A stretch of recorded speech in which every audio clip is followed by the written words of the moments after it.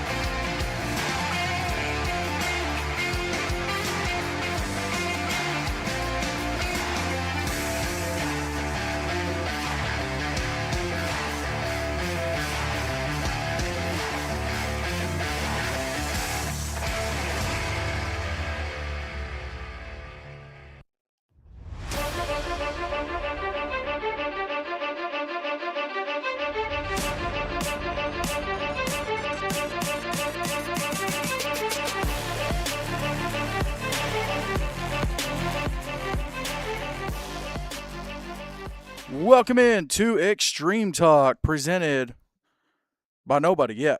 Boy, that transition was rough. I got to work on the music. I'm a little rusty. Got to work on that music transition. But welcome into Extreme Talk. This is the 2026 season debut of the show, and very, very excited to finally get this underway. Had a internet hiccup 2 weeks ago. Last week, schedules were just all over the place, and it wasn't going to work. And the question was raised about recording it and putting it out, and it doesn't have the same feel as a live show in the moment. And obviously, not everybody's able to listen live. And it is what it is. But I know for me, like a lot of the shows I like going back and listening to, I like listening when they were live. So it feels special. But yeah, I'm super excited about this season. It's been such a busy off season. We'll talk about it here in a little bit, but a lot of movement between teams. But before we get there, let me introduce my co-host this season. That's right, co-hosts this season. He's a former All-American. He's a former four-year starter at Sacred Heart of Jesus High School. R.I.P. Moment of silence. And he is the man, the most hated man. He actually kind of took this title from me last season. The most hated man in 8-man football for most, Mr. Blake Biggs. Thank you, James. I think the show could. You were talking about music earlier. I think you could very well benefit from having a live DJ on standby or somebody with a soundboard. I've got a soundboard. I'm so rusty on doing that transition because like it's a whole timing. Like I got one hand on the laptop, one hand on the soundboard, and I'm like trying to merge it. So I'm just rusty on it. why But not bring Why not bring in the DJ so he can take that title away from me? you know what? If I You know what? Honestly, if I could fit a DJ, a second person in this storage unit, I would. It would just be really, really tight. Um, so obviously Blake was on the show last year. He's returning as a co-host, but I'm really excited about this as well. It's going to be a three-man show this year for the first time. I think it's been like 5 or 6 years, maybe 6 or 7 years since it was a three-man show. But joining me is a guy who is he's a former All-American, former college football player, former coach, former single man. I'm trying to think of all the formers. There's a lot of them, but joining us on the show this season full time, it's not Leighton Vander Esch. It's Mr. Eli Cornett. Thanks for having me, James. Excited for this year. Definitely not Leighton Van. Leighton probably has like what does he have? Maybe a foot and a half on Eli. Maybe Maybe two. maybe two. It's close. It's close. Who's taller between you two? I'm Me and Blake, 5'9", I'm 5'9.5". so yeah. Oh my God! Right. You know what? All the years we've worked together, I never thought to ask that. Like I've never really thought about it. Never really thought about it. I'm about 5'9". It depends on what We gas. were the same height in Cleveland. It depends on what gas station you're walking out of, really. Yeah. Um, well, guys, a whole lot has happened this off season in terms of teams moving around. Um, a couple kids here or there going to college. Some coaching changes. We're going to get to all of it. But first, I spoke about having a moment of silence for Sacred Heart, and I feel like we did that last season. But this year, we have a new moment of silence that we will have every show. I feel like it's appropriate to have every show. And it's for the SIFA, the Southern Independent Football Association. All of their teams have moved over to the to the GAA. Is it GAPS? Yeah, GAPS. Georgia Association of Private and Parochial Schools. And they are playing 9-man for the most part, a couple 8-man games here or there. But I'd like to have a moment of silence for the SIFA. They only got one chance to beat SEEC in Gatlinburg, and they did it. And I paid the penalty. James, this would be a time where that DJ could come and come in handy so that they could play taps. Hold on. I got it.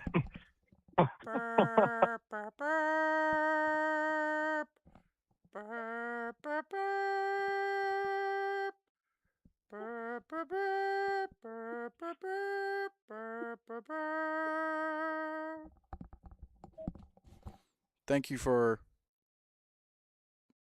joining us in this moment of silence for the SIFA. Had a great run. Hey, you know what I do love? The last season, Augusta was able to get that championship. They've tried for years. And they always had Big Bro there. Big Bro always keeping them from getting it. They were able to get across the finish line and get that trophy. Last one ever. That'll be worth something one day. Maybe today. You know what? If we ever get in office, I might ask for that trophy and put it up. We'll put it in a museum somewhere. Put it in a Hall of Fame. Put another conference's trophy. In the 8-man. Stay away. No, in the 8-man Extreme Museum or Hall of Fame, whatever. Oh, fair enough. James, fair enough. if we get in office, I'm getting you a couch. If you know, you know.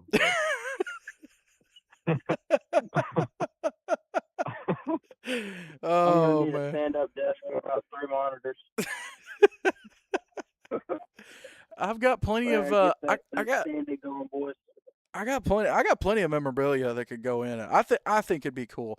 But before we get to teams moving around, speaking of a museum or a Hall of Fame, guys, one of the coolest announcements that Andrew Capps and Rocky Top Sports World, Gatlinburg All-American Bowl, and the Rising Stars game, all that, one of the coolest announcements I've seen, and it's such a long time coming. It's not going to be all-inclusive of 8-man, which is something I would like to do one day maybe, but it does honor a very significant portion of 8-man history, really across the whole U.S., and that was the announcement that there will be a Gatlinburg All-American Bowl Hall of Fame.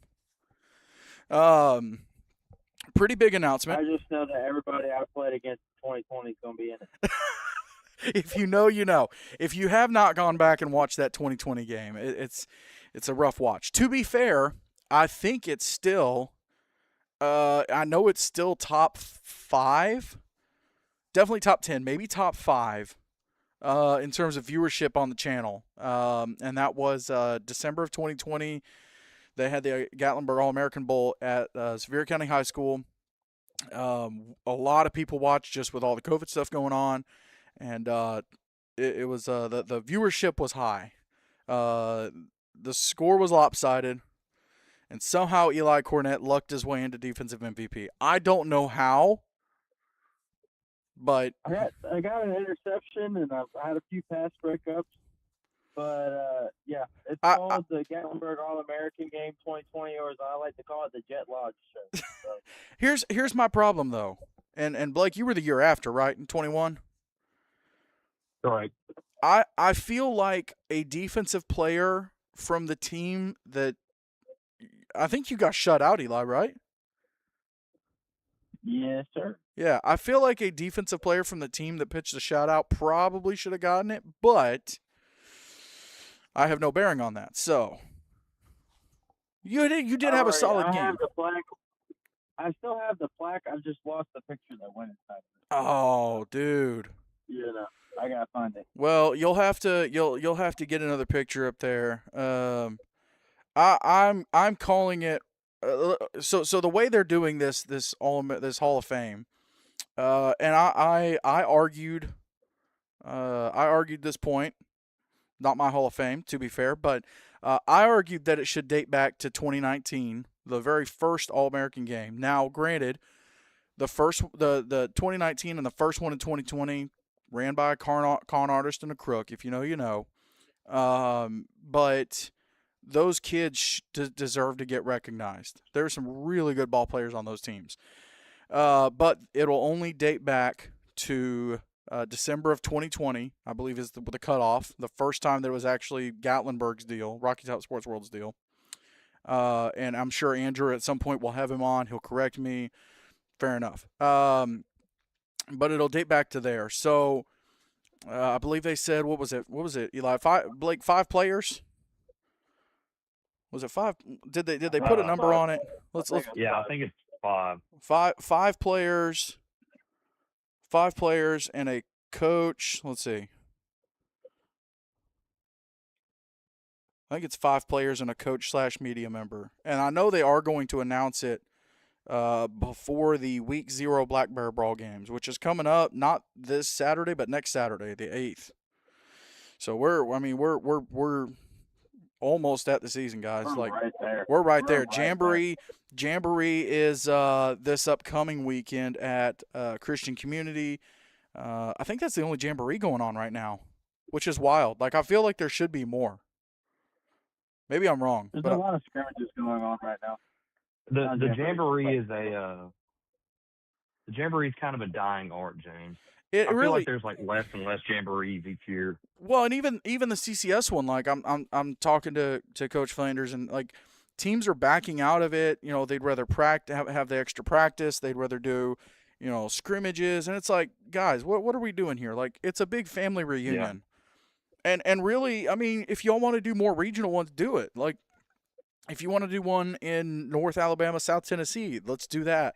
Let's do one in Alabama. Like, let's spread the love a little bit. But like, jamborees need to happen. I played in one. Eli, you played in one, right? I played in 3. Yeah, Blake, you played. Did you play in any? I did not play in a jamboree, no. And we see how it went for Sacred Heart. Like, I feel like a jamboree is so important. You get to hit guys that have different helmets than you. It's not your teammates, and it's like a big family reunion. So for you might get 3 guys who have all at different times played each other during the years, and then let's say all 3 of them are seniors. All 3 of them, that's really their only chance to kind of get together, get a picture, talk, chop it up, and I feel like that's super important. Well, not to mention, like, former players come out, too, because last year I saw several guys I played against 5 or 6 years ago. So you still see guys that you played against who come out and root for their team. Most of the guys are still local.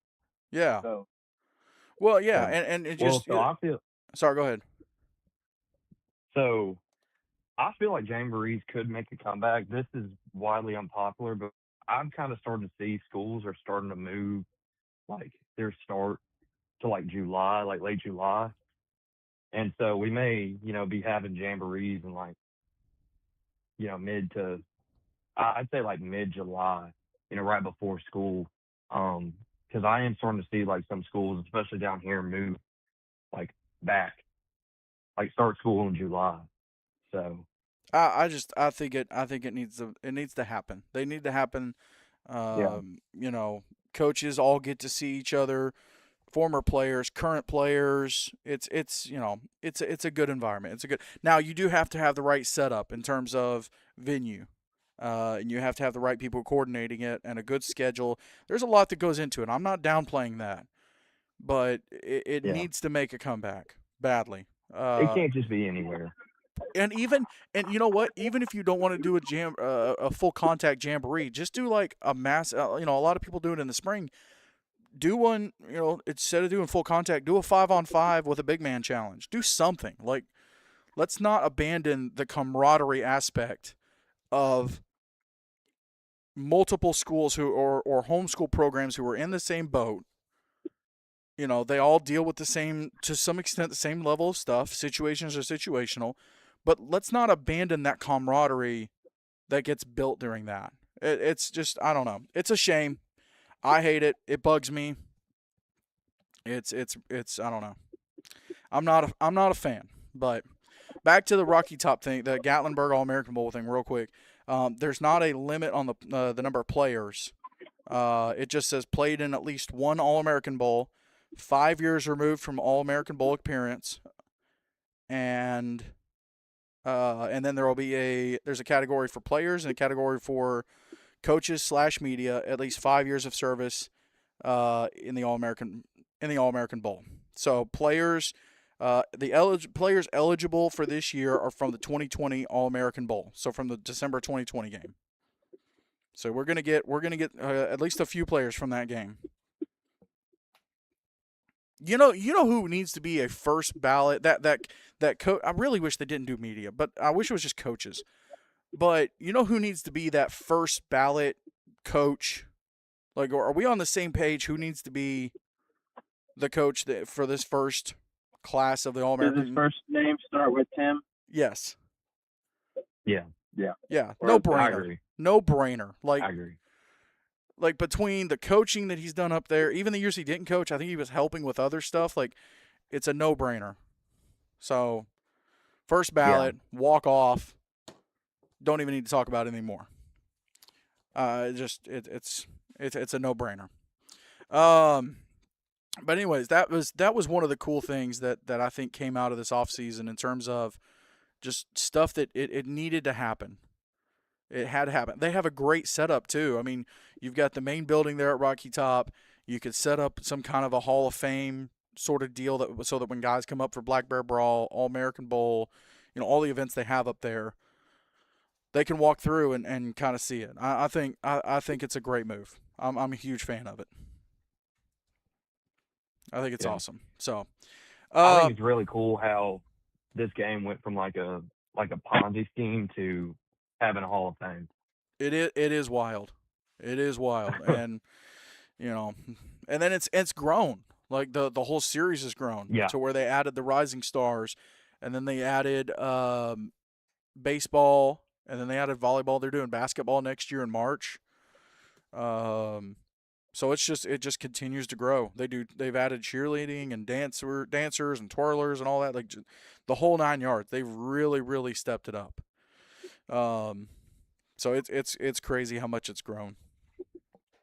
So, but some of the other stuff, and we'll probably keep the show at about an hour. We won't do any interviews today. We'll probably pick up the interviews starting next week. But let's talk about some of the movement that's happened here over the off season, and I'll kind of go first and get it started. So, in terms of schools, there's a lot of movement with conferences. I've put together as best of a list as I can. And if you're listening and maybe I have incorrect info, maybe you have an update, absolutely feel free. Shoot us a DM, shoot us an email, say, hey, here's what's actually up with this. So this is the best of my knowledge. Let's start in Alabama. A little bit of movement there. So the Christian Football Association, the CFA, they have actually added North River Christian to the conference. Now, North River, formerly in the AISA, they made the move. They were actually, I think they used to play in CFA. When AISA added 8-man, they went to AISA. Or maybe North River was independent. It was one of those two, but they were playing in AISA for the last several years. They've made the move over to CFA.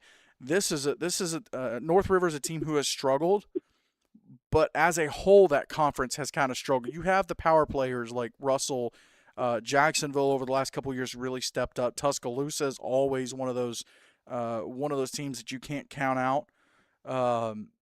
So they have their power teams, and they have some teams who are rebuilding, like Tabernacle, Victory.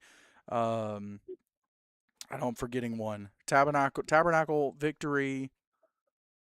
Who's the other one? Cornerstone, Rainsville. Well, Cornerstone, Rainsville is one of the has been. I forgot about them. Yeah, they're one of the teams that's kind of always making the playoffs. So I mean, this is this is a piece added in for CFA, and it's gonna obviously now you got to win one more mandatory game to get in the playoffs.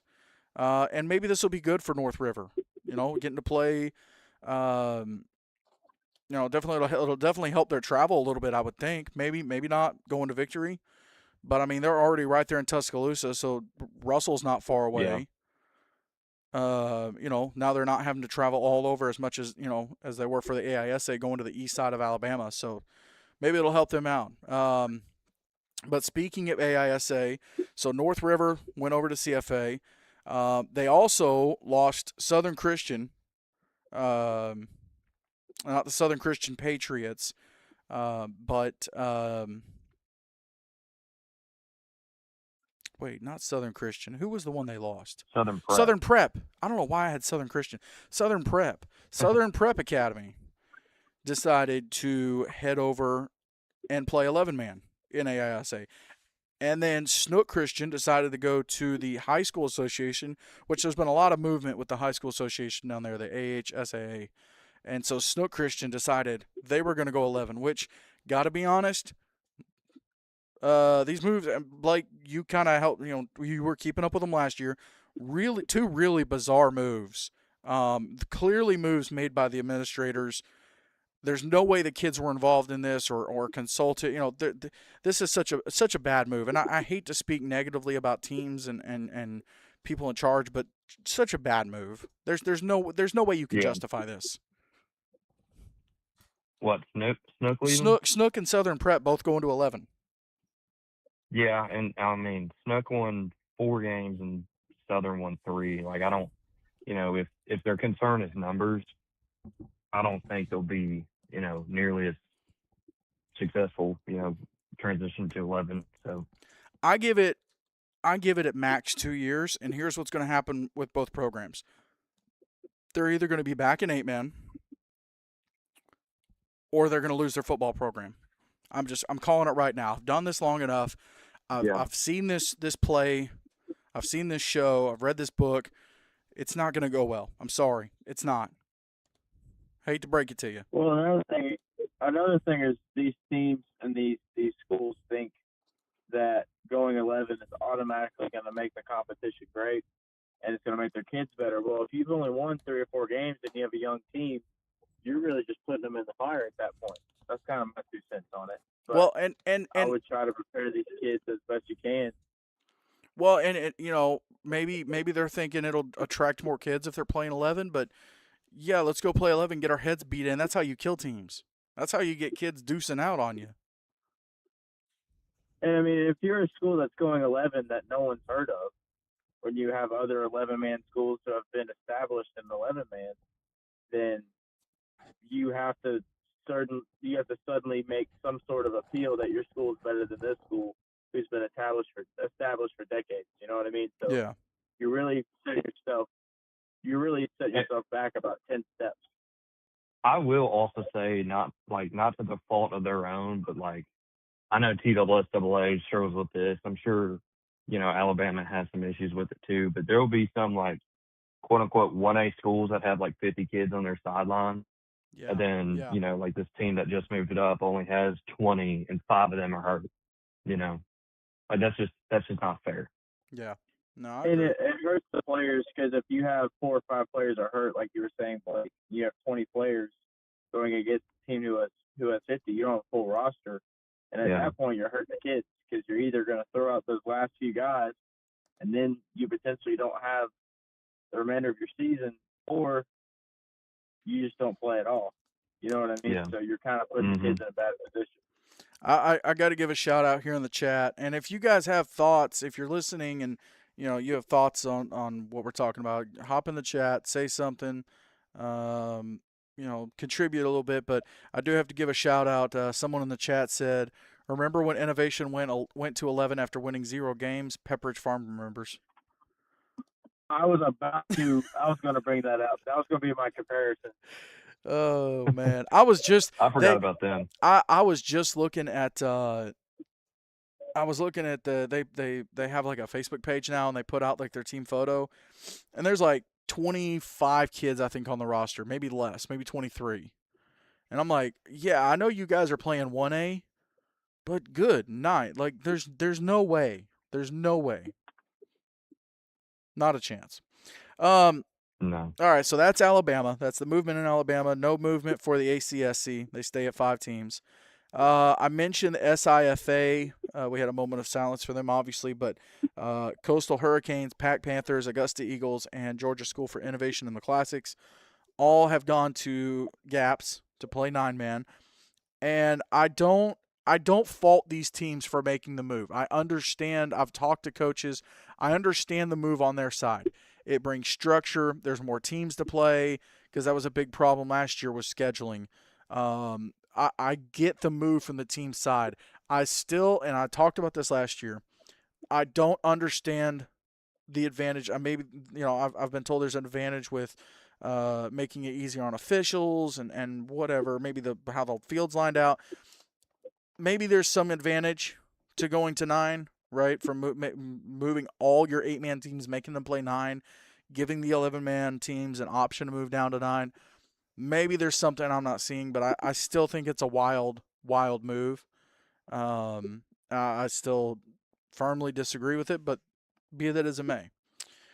Now, to be fair, the teams playing 9, they can play an 11-man game, or they can play an 8-man game. Like the Pack Panthers are playing South Haven and Gatlinburg in 8. So to be fair, they can make that move, and play non-conference 8-man. So I guess that kind of makes sense, but still, like I don't know.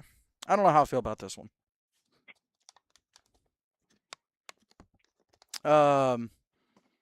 So then we move to we'll stay in Georgia. A little bit of movement there in the GISA. Westminster Christian Schools of Augusta and Sherwood Christian both have moved to 11-man. So GISA has 8-man and 11-man. But they have both made the move to the 11-man division. And then Monsignor Donovan Catholic and Covenant Academy have both moved over to GAPS to play 9-man. So again, more teams going from 8, moving to 9. So they're making that move. But they did add John Hancock Academy and Twiggs Academy. Per everything I've seen and compared, that looks like that's the move. So they lost 4 teams, added 2. But that we'll see how that one plays out. I know John Hancock had Blake, correct me if I'm wrong, but both Hancock and Twiggs both struggled a little bit last year. Yeah, just a little bit. Hang on, and I can pull up their record. So John Hancock went 1-9, and Twiggs went. Where is Twiggs? They might not have had a team last year. I don't think they did. I think they forfeited. Yeah, I think last year they sat out. So GISA adding both of those and really losing Westminster Schools of Augusta and Sherwood, 2 big losses in terms of losing, because as a conference you want those really good teams, those power teams that challenge the other teams in your conference, that you can put up against other teams from other conferences and have those battles. Losing those 2 is a big blow. Now, they still have a ton of good teams in that conference. But it'll be interesting to see how that plays out for them this year. Moving, let's go to Tennessee here in the SEEC. Not a ton of movement. Tri-Cities Christian has decided to go independent and play a mixture of 8 and 11. And then Pleasant View Christian, who their last year of varsity football was actually 10 years ago. 2016 was their last year of varsity football. So 10 years later, they're bringing varsity football back. They did JV, I know, the last couple seasons. So they're making the jump to varsity, and we're really, really excited to have them kind of get back in it. Blake and Eli, I don't know. I was trying to think back. I have not heard of that many teams, and usually it takes a lot of leadership changes and class sizes and whatever. I can't remember the last time a team dropped football, didn't have any kind of co-op, and then brought football back for this amount of time, maybe a year or 2. But unless you guys can think of one, I'm not thinking of. I can't think of one off the top of my head. I can't either. I mean, didn't Riverside kill football for a couple of years, then come back? That's right. Yeah, they did. Yeah, but they still had middle school though. Middle school football. I don't think Pleasant View had anything football related. Oh, Tri-Cities. Tri-Cities, yeah, you're right. Tri-Cities would be, yep. So, and funny enough, they're Tri-Cities on the way out, Pleasant View on the way in. So yeah, no, you're right. I'm trying to think other states. I'm sure there's an example I'm missing.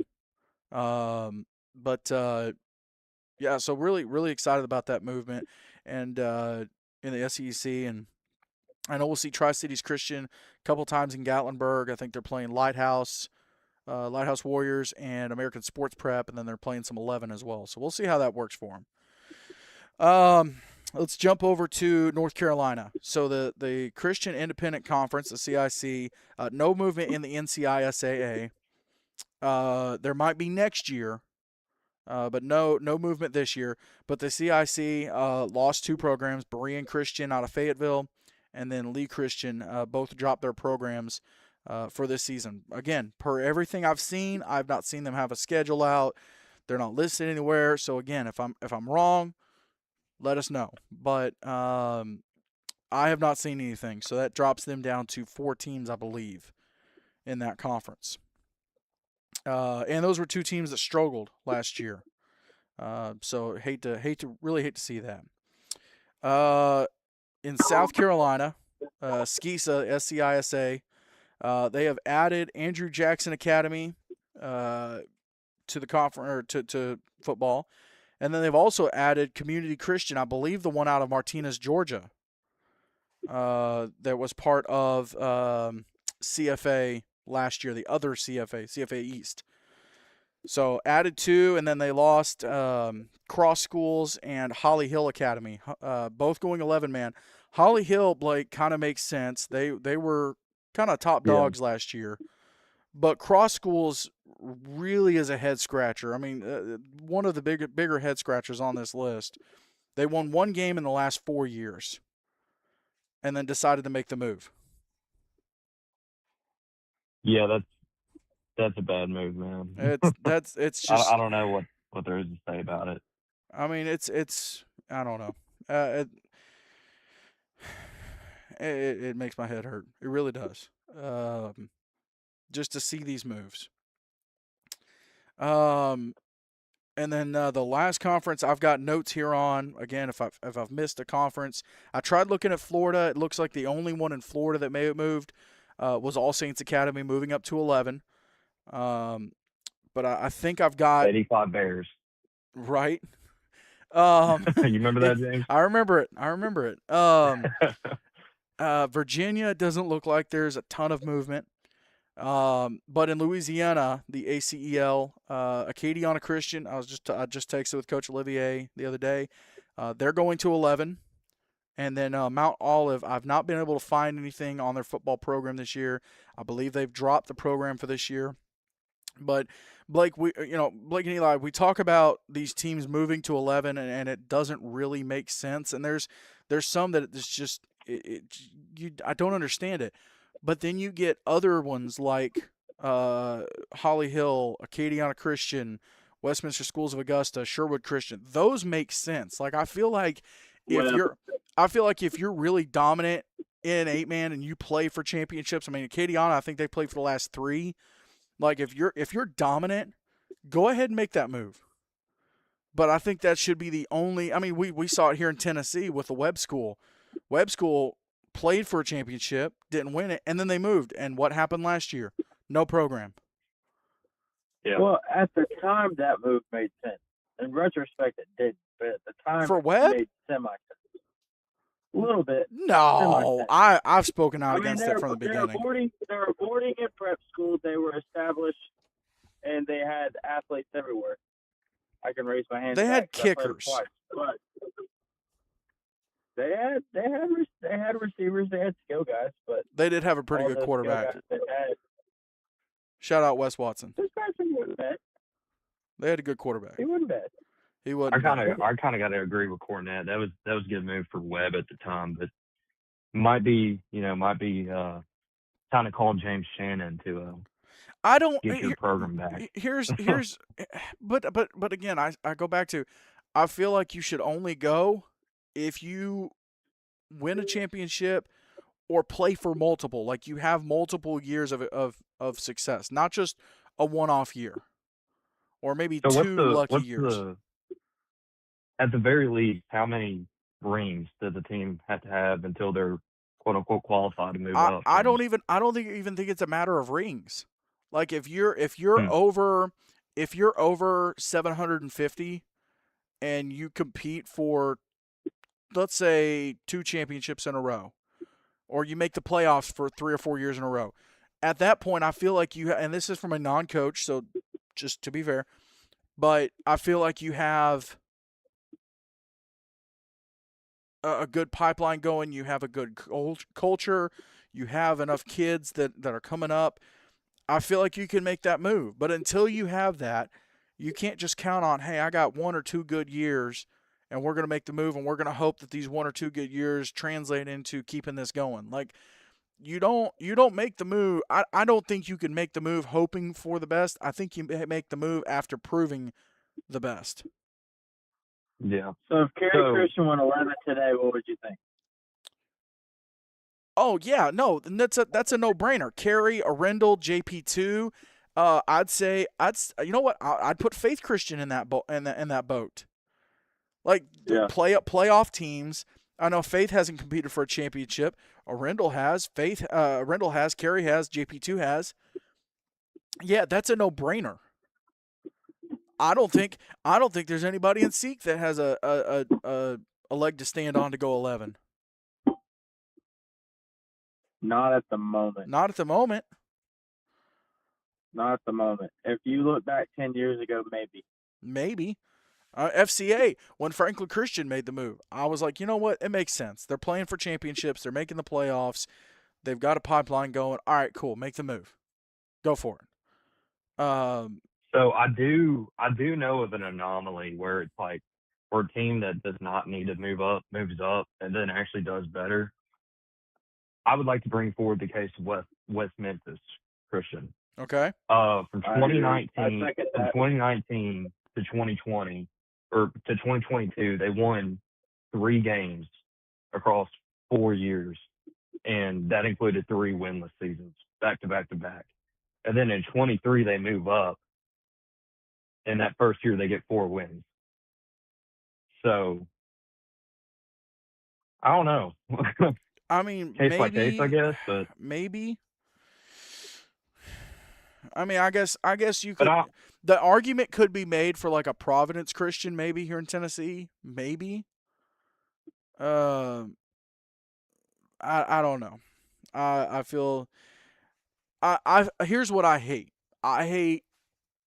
I hate when administrators. I mean, it happened with Zion Christian. I haven't even dug into them, but you know that's a decision coming from the top, going, hey, we want to be 11-man TSSAA. And then now you're wasting kids' senior year, and all they're going to remember is, dude, we got our heads kicked in. For what? Like, what'd you gain off of it? So, I don't know. I have strong opinions on it, and maybe no one. Maybe personally, go ahead. No, Sorry, you go for it. Go for it. I think personally, if you can't field on average like 33 or like 30 kids, you don't need to move up. I think this should be a max. Zion Christian has a new. So they. I don't recognize his coach. Maybe he might be a new coach. Zion, it says they have 35 kids. Yeah, but is that consistent throughout? Like, because you'll have teams who have like a good year bodies wise, and then the next year they'll get a big class to graduate, and they'll drop down to 15. I'll say there's a lot of juniors and freshmen and sophomores on there. Yeah. Last year, now to be fair, last year they had 20, so somewhere they're getting kids from somewhere.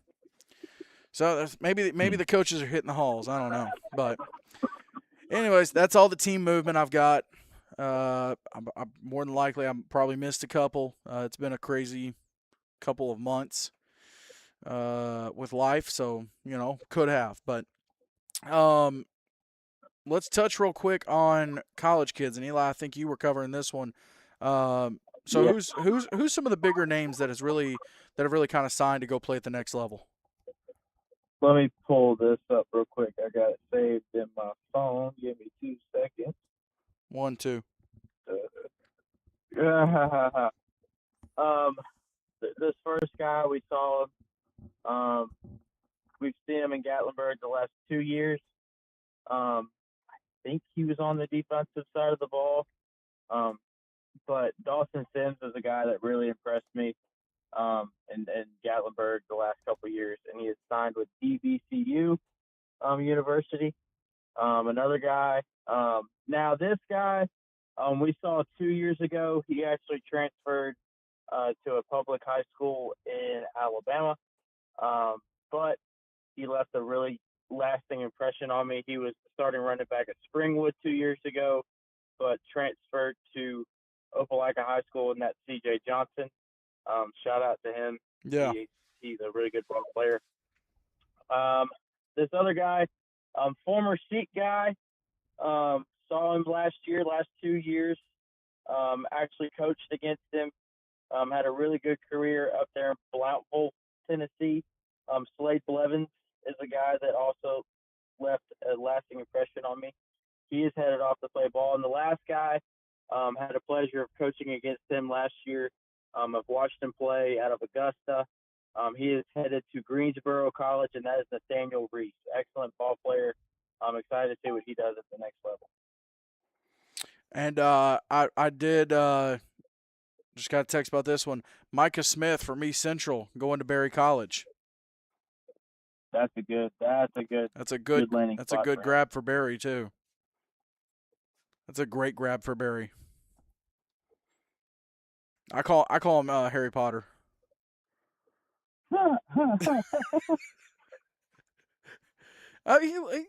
He's a great kid. He doesn't look like a baller. I would to me walking down the street, but man, he puts the pad and helmet on. That kid's a game changer. He's different. Yeah, he's different. He's a little different. Excuse me. So, there you go. All right, so that's some of the kids that have gone to college. Blake, what were you talking about? Great question. What was I talking about? The helmet schedule. I know what you're referring to. Helmet schedule. Oh, the helmet. Yeah. Yes. Helmet schedule. By the way, guys, if you're changing your helmets, if you could please let us know the new design, because we're working on this helmet schedule right now. We're running a little bit behind, but Blake is busting tail and getting it out. He's putting the map together that everybody loved from last year. So if you've changed helmets, please let us know.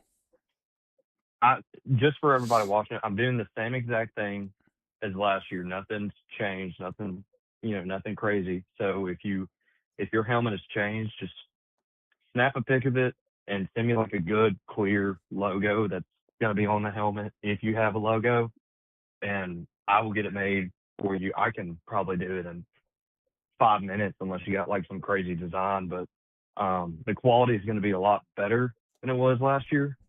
I am going through and like remaking it by hand. So it's got some love this year. So, and Blake, I think we're going to, sorry, go ahead. Sorry. No, go for it. Well, I was going to say, with the helmet schedule, we'll have it on our drive through Google. It'll be publicly available to where all the conferences will have a schedule, and you can print off whatever conference you want, whatever team your grandson plays for or whatever. You can print that, put it on your fridge. And I mean, I know we were toying around with the idea a little bit, Blake, but I think we can go ahead and talk about it. Let's go ahead and talk about it. Okay. In terms of the individual helmet schedule. So, like Blake said, we're going to have a helmet schedule. And also, by the way, the rankings are making a return. They're back. They're going to be back. Everybody loves the rankings, but with the helmet schedule, like Blake said, it's going to be per conference. And then Blake, what was the idea we were going to have for the helmet schedules? Yeah. So I think we're going to have so there's like a standings section that will get updated, which, by the way, the helmet schedule will get updated through the season. But if you want to advertise for a conference and for us, just let us know. There's about 4 advertising spaces per conference, but I can add more. So if you want to advertise or sponsor us, just let us know. And that'll be, you can be part of that. And I think the cool thing about that too, Blake, is it makes it to where you're not, if you're in North Carolina, you're not trying to advertise to someone in Mississippi. Like your ad is going to be on the helmet schedule for North Carolina. And so it's going to be people in the area that would use your business. And Yeah, it would it's be more super, concentrated. or way more concentrated, and it would really it really simplifies it. Speaking of sponsors, we still don't have a sponsor for the show, so if you want, shoot a DM, shoot an email, let's work something out. But um, I think it's cool because uh, it's really centralized, and it's it's not wide advertising. And I will say, just so just publicly, so any of this sponsor money, any of the ad money that people pay in, um, it goes towards equipment. Obviously, some of this equipment has been around for 8, 9, 10 years. So some of the equipment, needs to get replaced, repaired for the broadcasts. So it goes towards that. It goes towards like the scoreboard that we use during the broadcast. We got to pay for it. Um, the something else I've kind of neglected. And I got to get on top of pushing this out, but our YouTube network, the 8-Man Extreme Tennessee, 8-Man Extreme Georgia, Alabama, all that. The platform that makes it really easy for teams to do that, Prism Live Studio, that's a paid version as well. So the money will go towards that. So it goes back into promoting these kids. Nobody's getting paid off of it. Nobody's making money off of it. It purely goes back into that. So just publicly, that way everybody knows exactly where the money goes. So, but I think that'll be really cool to do with the helmet schedule, and be able to advertise to the area you're in, and it'll be on your fridge, which if you're like Yeah. me, you're gonna see it a few times a day. So Yeah. really, Or if you really, just want to look at it. or yeah, or here's the thing: it doesn't even have to Yeah. be on the fridge. You could put it, in your office. You could put it. You could have it as your lock screen. Whatever you want to do with it. You could put it on the ceiling of your bedroom, and that way at night when you fall asleep, you're looking at the helmet schedule. And I don't know, you do what you want. Put it in your bathroom mirror. I don't care, but I don't care. I think you're getting a little too personal, James. but but yeah, so that'll be something we're rolling out over the next couple weeks as the season gets closer and closer. I mean, it's barreling at us like a freight train. It's Yeah. I feel like I snap my fingers and the season's here, and there's like 20 things left to do. Um, but anyway, so that's that. One last thing I wanted to go over here on the show, and just to have some fun. Um, we did superlatives for the teams this season, and again, it'll be fun to come back and look at like how far off some of these were, but sitting right here, looking at the teams, we did superlatives. So we did 3 categories. Right, guys? 3 categories. Yes. Yeah, We have 4. 4. Oh, Okay. 4. So we did heavy favorites, underdogs, and this is now the way we did it is not per conference. So we might pick one team from one conference, one team from another conference for a superlative, kind of like that. So heavy favorite, underdog, most likely to improve, and what was the fourth one? Most surprising. Most surprising. Yep. Well, wouldn't that be most likely to improve? No, I don't think so.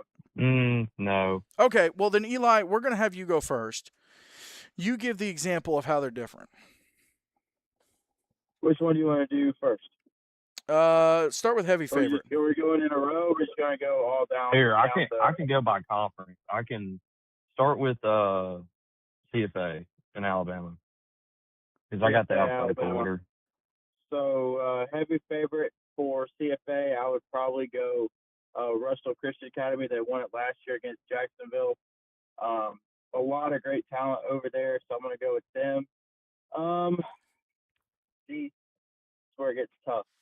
Most likely to improve, I'm going to go Tuscaloosa Christian just because they had a few road bumps last year, but I think they're going to get over the hump, and we will probably see them in the championship game. Most surprising, y'all are going to laugh at me. I'm actually going to go Tabernacle for most surprising. They have a lot of returning juniors and seniors coming in. Kind of a older led team. So I'm going to go with them. An underdog. Man, underdog. I'm gonna go. I'm gonna have to come back on that because underdog for that conference is a little bit tough because it's competitive. Hold on, y'all. Blake, you can go ahead. Why? Okay, so you're good. I think my favorite's I'm gonna have to go with Russell. No surprise there. They're bringing back Coach Moore. So they're gonna be contending. That's not a question. I think the biggest or most improved, I think, is I'm gonna have to go with Tabernacle. Actually, um, I do think they're bringing back a lot of pieces. Um, and especially with North River back in the conference, that there'll be a conference game that they could win. I think they could make a surprise run in the playoffs. Um, I think most surprising, I think Jacksonville Christian's going to surprise us a lot. I know they've lost a lot, but I do think there still may be a little bit left in the tank from last year, and I got to go underdog. I might do Tuscaloosa Christian's my underdog. So. Oh, so we did go by conference. Okay. Well, then I'm gonna let y'all take this one. I've got some hand picked ones from across the 8-man. That's what I had. I didn't know we were doing it by conference. I thought I'd just have 4 from. We can just do whatever. Let's do some hand picked ones. Let's I was pick. Gonna say, there's a lot of let's pick. Yeah. Let's do this. Blake, let's pick your number 1 draft pick for each category. Okay. So if you think overall over the conferences, if you think Russell is the number 1 favorite to win their conference, as opposed to like Freedom being the number 1 favorite to win their conference, so on and so forth. Let's do that. You may think Russell's more of a favorite to win their conference than Evangel is. Yeah, well, hang on, run that by me one more time. I'm not sure I quite under. All right, so for instance, for ACSC, let's say you picked Evangel Christian as heavy favorite. Okay. Do you think they're more of a heavy favorite to win their conference, or do you think Russell is more of a heavy favorite to win their conference? Oh, I see what you're saying now. I think Russell, just because I think ACSC is stronger. Really? Yeah. I said what I said. I mean, because not that Jacksonville is a bad team at all, but like you lose Noah Lee, you've lost a D1 quarterback. That's the clear number 2 in that conference. Is gone. Yeah, I don't think Russell's lost their steam. So. All right, Eli, who's your number 1 favorite to win their conference? My number 1 heavy favorite is, drumroll please, is going to be out of Louisiana, John Paul, the Great Academy out of Louisiana. I like what they have bringing back. They had a solid year last year, undefeated. They were one of the best defensive teams last year, only giving up 58 points. And they put a lot of points on people last year. So I'm kind of a stats guy, so I'm going to go by the numbers. They do have a lot of competition in their conference, but I like John Paul, the Great Academy, to get it done. Well, and it doesn't help that like their biggest nemesis the last 3 years that they've played for the championship just went to 11. Exactly. So like who's standing there now? Like it's a no-brainer. Mm-hmm. That's a no-brainer. I gotta say, my heavy favorite to win the conference, to win their conference. I really gotta think about this one. No, I don't. Up in Virginia in the VISFL. I really think it's got to be Greenbrier Christian. I think they are the heavy favorite to win their conference, and I think it's more of a heavy favorite than any other team potentially winning their conference. It's just so Brunswick and Southampton just don't exist. Well, so here's the thing: Southampton had a coaching change. Oh, okay. And then Brunswick, man, they lost a ton from last year. Mm. So I feel Fair like point. Fair point. and Greenbrier has been a team that's right on the edge like every single season. And let me pull up Greenbrier's roster because here's my argument against Russell. Like I can't argue against JPG, but here's my argument against Russell. They only return Bo Morphus at quarterback. Now I know you're saying, oh, only return Bo Morphus. They only return Yeah. Bo Morphus. Well, I feel like a couple years ago, kind of the same, same song, same dance. They lost a bunch of guys, and you know, they wanted another year. You know, it's just I believe the Russell formula works. So, Well, I mean, and it might. but I They see, I might see, I see your logic. they might be the lock, but Brunswick. Yeah, let me look at Brunswick real quick. Let's see, Brunswick Academy. Let's look at them last year. Let's look at what all they lost. Antoine Lee, Laquarian Whitaker, Nathan Talbert, Ishwan Bragg, Carter Early, Hunter Little, Ethan Parker, Maddox Sasser, Bryce Abernathy, Kyle Ryder, Tristan House, Zachary Seward, Johan van Bardenleben. I know I messed that up, but the German kid that took the absolute sickest picture up in Gatlinburg with the German flag and the BMW. And Yeah, that's cool. those are all seniors. Those were all seniors last year. I mean, they have a young team, so they're not going to make a return. Southampton has, I mean, they'll make the playoffs probably, but Southampton had a coaching change. I think Greenbrier has to be the favorite here. Has to be. I think Now, they're. I think they're is this more of. based off? Sorry, go ahead. Is this based off retention, or is this based off like who's lost the least amount of aura? I think it's a 'Cause I feel mixture. like that's the direction you're going. I think it's a mixture. I think it's a retention versus. I think it's a mixture of retention and what's going on with the other teams in your conference. Like, yes, Evangel Christian held on to Kemp Swords, and that's a whole deal, right? But I feel like Yeah. you have Lighthouse that's rebuilding. Ezekiel is definitely rebuilding. And East Central and Southern Christian lost a ton of guys across the board. Mm-hmm. So I feel like they're obviously they've got a shot to win it. So I mean Evangel that would have been a great pick. But Yeah. I lean towards Greenbrier being my absolute no-brainer favorite to win their conference.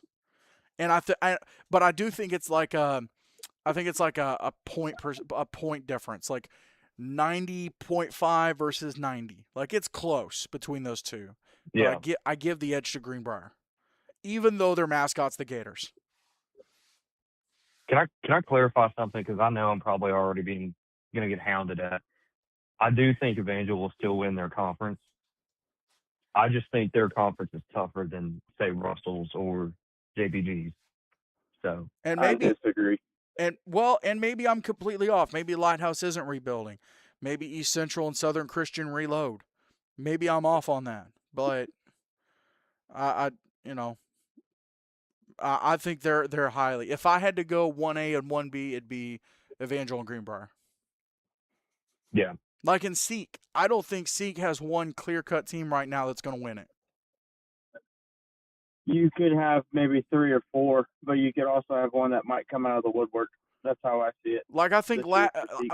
and really even last year, I think it was like a 2 or 3 horse race. Maybe I'm off, but I mean it was close. You had last year. You had CCS. You had Freedom, South Haven, and the Tigers. Really in a 4-way race. Yeah, it was tight. So, all right, so that's that's heavy favorite, and then we had most likely or underdog. So who is You wanna your go first on this? yeah? So who is your underdog? Overall underdog to win the championship? My underdog. This team has a lot of unknowns. They are local right here in Tennessee in the Southeastern Extreme Conference. But they have a new coach, and I have faith in him. The years he has been there, their offense was explosive. He's going to be the lone play caller this year. I'm going to go with Kevin Eakins, Tennessee Heat, with the underdog. I don't think a lot of people see them coming this year. They weren't there last year, but they were there the previous 2 or 3 years. I have a little bit of renewed faith in them with Coach Eakin taking the reins this year. My choice is going to be the Tennessee. Coach Eakin, former D1 and professional football player. I think he played at Fordham, and then he played some NFL Europe, some arena, professional nonetheless. So that'll be interesting. Blake, what do you got? I think personally, I'm looking around. I'm kind of conflicted. I want to go to Florida for this pick, but I got another pick in Florida. I don't want to, kind of have a conflict of interest. I think Briarfield might be back next season. I mean, yeah, I know that's kind of a bold take. They had some close losses, and they had some, I'm trying to think, River Oaks, which is one of the best teams last year in 8-man. Yeah. Probably the best team. Probably the best team. Especially once they got rolling. Like early on, I wasn't going to give them anything, but they are probably one of the top 3 teams last year that earned their way into the top 10. Like they busted tail to get there. Let me read off these 3 losses they had. 8-point loss to River Oaks, good loss. And then they lost to 6-0 Prairie View by 1 point. And then they beat number 2 the very next week, smoked them by 20. And they smoked Deer Creek the next week. And they kept smoking their players. They got a first-round bye. And then that's when Tallulah came in and went on that kind of Cinderella run. Yeah. From last year. Seriously, they were, 5-5 before they beat Briarfield, and even then it was a 4-point game. So I think Briarfield can bounce back this year. It's kind of one of those things where it's like, close but no cigar. If they can finish games, I think they'll be MAI's champs this year. So okay. I know it's bold, but let's see. I got a couple different ones I'm bouncing between for underdog. You know what? I'm gonna do it, and maybe this is a wild pick. Maybe this shouldn't be an underdog pick. I know they've lost. They lost some dudes from last year. And they let me hold on. Let me look at something real quick because I don't think they played for the championship in 24. I think it's been a minute since they played for the championship. Let me double check myself real quick. Let's see. Yeah, so knocked out of the playoffs there. 5-5 there, knocked out. Okay, I'm gonna do this. My underdog, my most likely underdog to win the championship this year, I gotta go with Arundel Parrott. And here's why they're as your underdog. As an underdog. Like an underdog. Because you don't make the championship game. They haven't made the championship game. Years. Like they weren't there the last several years. They lost a whole bunch of dudes. They're rebuilding. I don't think you can look at a team who was in the championship last year and go, yeah, they're an underdog to make it. I think your underdog has to be a team who hasn't made it. And I'm doing it. I'm calling it right now. Fair. I think that here's my thing. If there was a heavy favorite to win and I was picking for North Carolina, I don't think it's as much of a heavy favorite as Greenbrier. in Virginia. But if I'm picking my heavy favorite for North Carolina, I really think it's got to be JP2. That's my heavy favorite. I think this year is JP2 and Arundel in the championship. Interesting. What about Faith? Where do they stand? Just curious. I think Faith. I mean, obviously they lost their guy from last year. They lost their guy 2 years ago, and I hate the names are slipping my mind. Vincent Wilson. Well, maybe he's coming back. Hold on. Maybe I'm completely off. I don't know. Let me see. Faith Christian. And what about Carey? They didn't leave, did they? No, they're still there. So see, they don't. Faith doesn't have two. Faith doesn't have a roster on Max Preps yet. Vincent Wilson was a junior. Okay, you know what? I'm doing it. I'm going. I'm gonna go Faith Christian as my underdog. They really only lost Tyndall. They've got Vince Wilson coming back. They did lose Blade Hinton. Paxton Vick is back though. And you know what? I believe. He's not Joe Hendry, but I believe in Coach. So I'm going Faith Christian as my underdog to win the championship. We're gonna go most likely to improve now, and then finish with most surprising. Yep. Okay. Most likely to improve. Oh, I had one school down, but now I'm starting to second guess it a little bit. James, you made me second guess this one a little bit a couple days ago. I'm gonna stick with it. I'm gonna go Lighthouse Christian School out of ACSC. Coach Duarte's been there for a long time. I trust him. He's been cranking out players there for years. They are still a really young team. I'm not saying they're going to win the championship, but I think they're going to take a step in the right direction to at least get maybe above 500 this year, depending on what their out-of-conference schedule is. Okay. Now, when you say how much do they improve? Let me look at their record from last year, and then let's see here. And I know we blew that hour out of the water, but this is fun. I'm liking this. I enjoy this. This is fun. Enjoyable this hour. Is good. Yeah. This is bulletin board material. Terrible, so y'all can go ahead. Go ahead.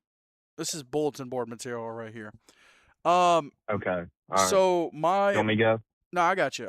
So we're doing most likely, or most likely to improve. So Eli went Lighthouse Warriors. Most likely to improve. I have my reasoning. All right, go ahead. Okay. So based off their schedule last year, they were 4-5. Okay, so they lost to Southern Christian by 5 points.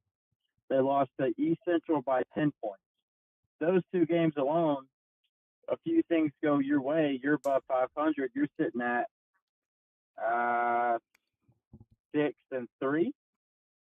So it really was those two games that kind of dictated almost their entire season for them, because they lost to Southern Christian by 5, East Central by 10. They got destroyed by Evangel by 36 points, and they lost to Freedom. Then they lost to Evangel again. So I think if one of those games swings their way this year, they can be right there. One of those close games, they're just in a battle with. I think it'll go their way. Okay. Blake, what do you got? All right, so I got to split this pick. So first off, I think Evangel's gonna. If they don't win every game, I think their only loss comes River Oaks if they lose that game. But I think Lakeside Christian in Florida might be a one-loss team. I think they're returning their coach from this past year. and they lost 3 games. And typically I wouldn't choose a team like that, who just kind of same thing. But I mean, a couple years ago, I believe they were, if not in the state championship, had won it. In Florida, I can't remember which year. I don't have it written down, but give me them for my most improved. I think they beat a couple. Let me pull up the Excel sheet. Let's see. My fingers are doing the thing. Yeah, they lost 4 games, but some of them weren't close. But they were to like Hernando, Academy at the Lakes, who better than the record seems. I think if they get them again, they'll turn around. Lakeside's got a young roster, and I think they can do it. So. Hey, James, can I do my most surprising real quick, and then I gotta hop off of here. Yeah, go for I got it. a dinner date. Go for it. My most surprising out of Florida is actually going to be Foundation Christian Academy. I really like what they have. I have notes right here. This is the team I'm most excited about. Their biggest offensive production from last year is coming back. And what is his first name? EJ Dufflin. He's going to be a junior this year playing quarterback. He was responsible for 84 of their points last year. He had 692. No, sorry, wrong stat. He had 597 passing yards and only 78 attempts because they ran the ball a lot, including him. He had 315 yards on the ground last year. I don't think these stats are totally complete throughout last season, but because of him and their record last year, along with the production they have coming back, I like Foundation. Did you pull that off ChatGPT? I did not. Okay, all right. All right, But well, head to your dinner date. Yep. I'll holler at you. Eli Cornett, right. everybody. See y'all next week. Former All-American, former college football player, former starter, and recently taken man off the market. So congratulations to him. Blake, I'm actually, you know what? I've given it a little more thought, and I want to swap a couple of my picks. So for underdog, I'm actually going to swap, and I'm going to move that to Evangel Christian Montgomery in Alabama in the AISA. Oh, okay. They were 6-4 last year. The 4 losses coming to make sure I got this. They lost to Macon East, who won the championship. Fair. Was it? Well, did they win? It was them or Escambia? Yeah, I think they won. They did. Yeah, they did. They beat Escambia. 13-0. Yeah. So they beat Escambia.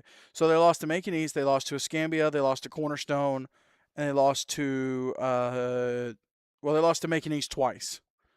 So their only 3 losses were Macon East and Escambia, who played for the championship in Cornerstone. They were. Are we looking at the? Hang on. Let me pull up their max preps. I'm sorry. You're good. I swear they lost to somebody else. No, they lost to Macon East twice. Okay, sorry. Keep going. I didn't mean to. No, you're good. Lost to Macon East twice. And then they only lost. They lost 3 to the the teams kind of ahead of them. The Cornerstone loss, it was 30-16, so it was a really good game. But I'm actually going to go. Huh? Sorry, they also lost to Trinity last year. Did they? Yes, they did. I missed that. Yeah, they started off really bad. That's right. Yep, I see it. So 31-22. Not a bad loss in the end. No. Yeah, not a bad loss in the end. But and when you look at the roster for last year for Evangel, not a ton of seniors coming off the board. No. Maybe a few, but it's a team that's building. And Coach Dixon down there, I think he's got the guys going. They're already, per max preps, they've already got a bigger roster than they did last year. and I think that's Yeah. going to play in their favorite. And so for me, they're my most likely underdog to win. I think that's got to go there. I think that's fair. For Faith Christian, I think I'm going to go with most likely to improve, and it's because of Vincent Okay. Wilson coming back. Okay. I Yeah. assume he's back. So I'm going Faith Christian most likely to improve. Fair. And I do think they could be an underdog, but I also can see them improving too. they could be, You know. yeah. Yeah. So my most surprising team, um, and I had to give this one a little bit of thought.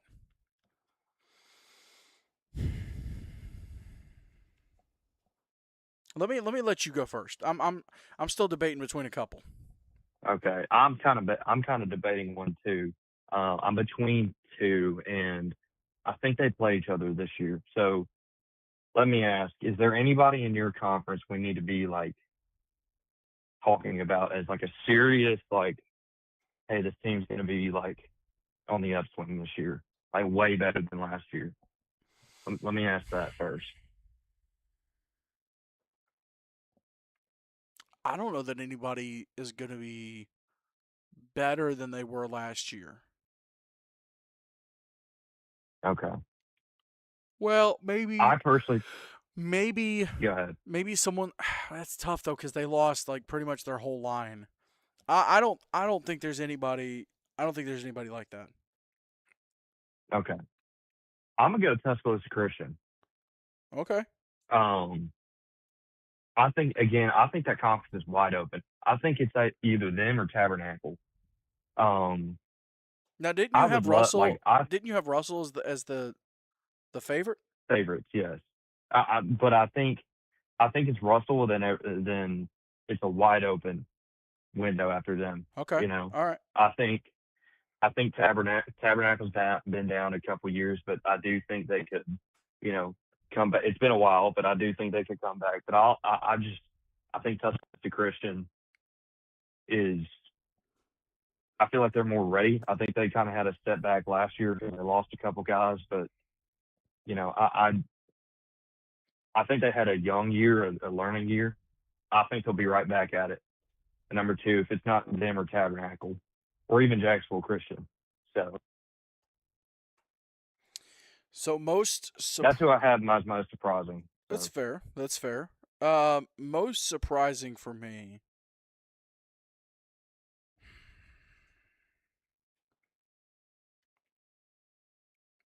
Man, it's tough.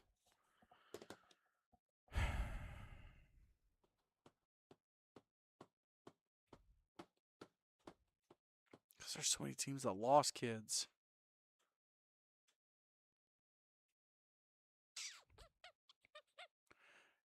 Man, I don't know. Most surprising. That's probably the toughest one. I also wasn't expecting it. So, um,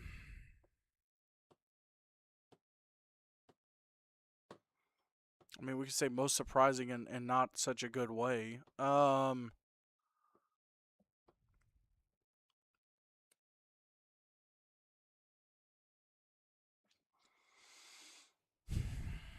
mean, I kind of want to go South Carolina or in Skisa, but not nobody really fits that bill.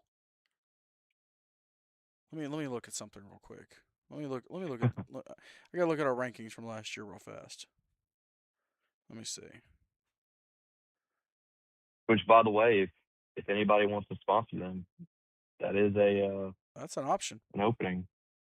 That's There's a an that option. that's right there. Let me look at these rankings real quick. Let's see.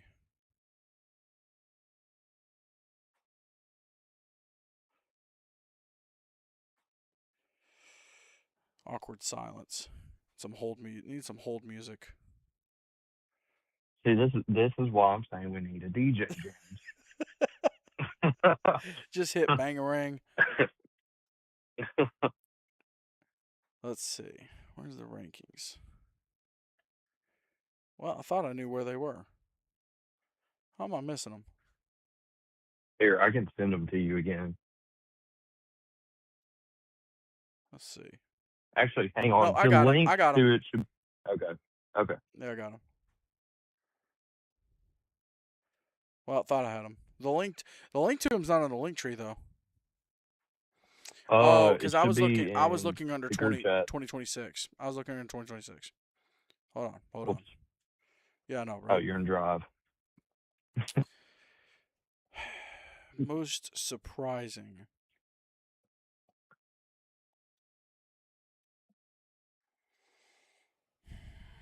I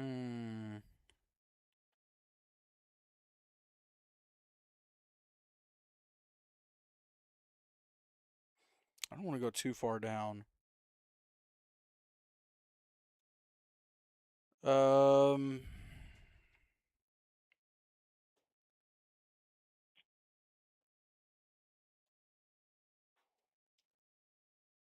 You know what? I'm gonna do it. I'm gonna go. Well, no, I can't do that. I'm so torn. He's really split. Why don't you just mention them both? Well, I kind of want to go, and I don't have a ton of evidence to back it up. Okay. I kind of want to go SWLA, Southwest Louisiana.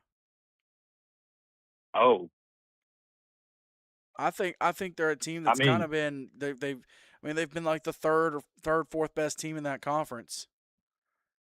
And with Acadiana leaving, it kind of opens up. Yeah. I think it kind of opens up. I think they're going to be surprising. Yeah. So I'm leaning towards them. I got to be honest. I'm kind of leaning towards Jefferson Davis. With but you know I don't think they've had a ton of young guys leaving. What about I'm trying to think that what's that other South Carolina team? Richard Wynn. I mean, they had a lot.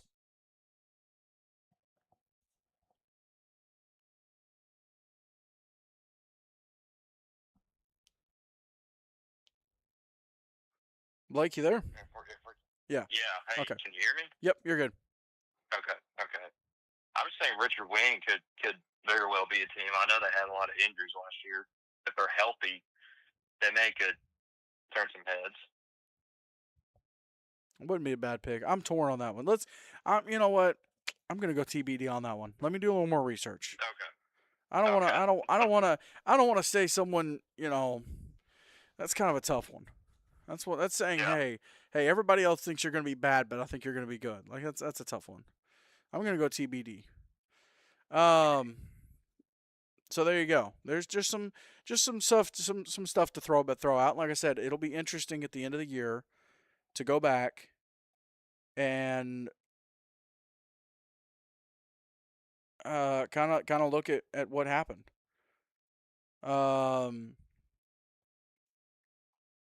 That'll be cool. It'll be cool to keep up with. So, of course, the Bluetooth transmitter died, so I'm working off a speakerphone. But I think that's about it, Blake. That's kind of some superlatives. What's happened this off season. A little bit of opinion. So obviously we get a little bit of football this weekend. You had a 7-on-7 tournament down at Cornerstone Christian Columbiana this last week, I believe it was. Christian Community School up in White House. They've got their jamboree this weekend. Seek will have their media day. ACSC will have their media day, and I know other people have been talking and participating in media day. So we're full swing. But what we'll do, we'll be back next week. We'll start the interviews next week. Of course, myself, Blake, and Eli will be on here. I'm glad we were able to get this going. And let's do this. There we go. I think we're good. That will do it for Extreme Talk, presented by no one yet, but soon it'll be coming. For Eli Cornett, Blake Biggs, I'm James Shannon. Thank you so much for listening. We'll catch y'all next week. See ya!